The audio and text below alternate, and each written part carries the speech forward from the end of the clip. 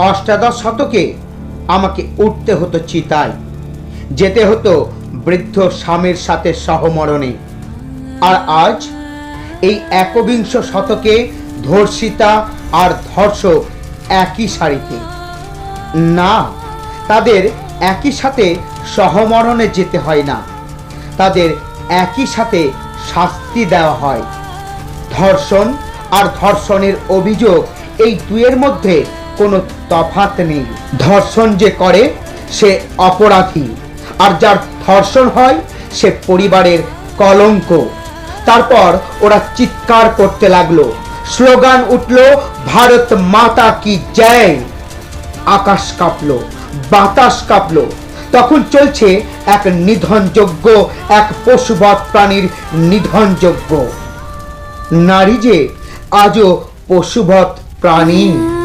ভারত মাতা কি জয়, ভারত মাতা কি জয়। এই স্লোগান দিতে দিতে মেয়েটিকে ওরা টেনে আনলো পথে। কোমরে বেঁধে দেওয়া হলো দড়ি। ধর্ষক আর ধর্ষিতা তখন মুখোমুখি। হে বাবুরা, আমার কথা এখনো শেষ হয়নি। রাস্তা দিয়ে চলছে দুই অপরাধী, ধর্ষক এবং ধর্ষিতা। চারিদিকে বাদ্য বাজছে, ঢাকের তালে স্লোগান উঠছে, ভারত মাতা কি জয়।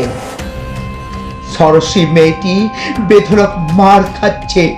প্রথমবার নিভৃতে নিরালায় তাকে ধর্ষণ করা হয়েছিল, জোর করে লুটে নেওয়া হয়েছিল কুমারীর কুসুম, খুবলে নেওয়া হয়েছিল তার ষোড়শী যৌবন।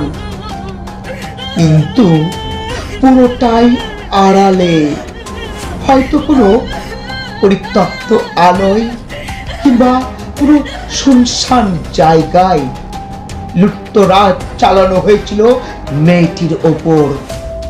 কিন্তু পুরো ঘটনাটি ঘটেছিল আড়ালে। সাক্ষী ছিল একজন, ভারত মাতা। ভারত মাতার পথ, একলা ক্ষেত, গাছের পাখি। কিন্তু কেউ তো কথা বলতে পারে না। তার সাথে ঘটে যাওয়া অন্যায় সে আড়াল করতে পারেনি। প্রথমে বাবা, মা, তারপর অনেকটা ঝুঁকি নিয়ে সে কথা বলেছিল পঞ্চায়েতে। বিচার চেয়েছিল, বিচার, বিচারের বদলে পেয়েছিল শাস্তি। কন্যা হওয়ার শাস্তি, ধর্ষিতা হওয়ার শাস্তি। এই ঘটনার সাক্ষী আমার ভারত মাতা। এই ঘটনা 2021 সালেই ঘটেছে আমার প্রতিবেশী শহর ভূপালে। তার পিতা, তার মাতা, আত্মীয় পরিজন সকলেই দেখছে আর শত শত অষ্টাদশী, ষোড়শী, দ্বাদশীরা। তারা বুঝতে পারছে ধর্ষণ আর ধর্ষিতা, শোষণ আর শোষিতা দুটি মহাপাপ। তারা বুঝতে পারছে ধর্ষণ হলেও চুপ করে থাকতে হয়, গিলে নিতে হয় ব্যথা এবং অপমান। এসব কথা কাউকে বলতে নেই, বললেই যেতে হয় সহমরণে, ধর্ষকের সাথে একই সারিতে।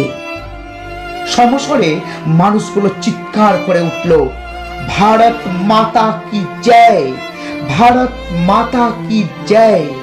স্বাধীনতার ৭৪ বছর পরেও ওই এক টুকরো ভারত দেখে আঁতকে উঠছি আর ভাবছি, আজন্ম স্নেহ ছায় লালিত মন। ভাবতেও পারিনি এমন এক টুকরো ভারত আমারই দেশের অংশ। এমন এক টুকরো ভূপালে একই সাথে চলেছিল ধর্ষিতার বিচার আর দেশপ্রেম। দেশকে বলা হচ্ছিল মা, আর রক্ত মাংসের ক্ষত বিক্ষত জনি সম্ভূতা মেয়ের নাম দেওয়া হয়েছিল অপমান। স্বাধীনতার ৭৪ বছর পরেও এই অপমানের খনা জন্ম আর অষ্টাদশের সহমরণ এই তো পেয়েছে আমার দেশের নারীরা। ব্যতিক্রমী ঘটনা বলে একে উপহাস করবেন না। আমাদের কামদনি, আমাদের হাতরস, আমাদের আশিফা আজও অপেক্ষায়, বিচারের অপেক্ষায়, নতুন আইন অপেক্ষায়।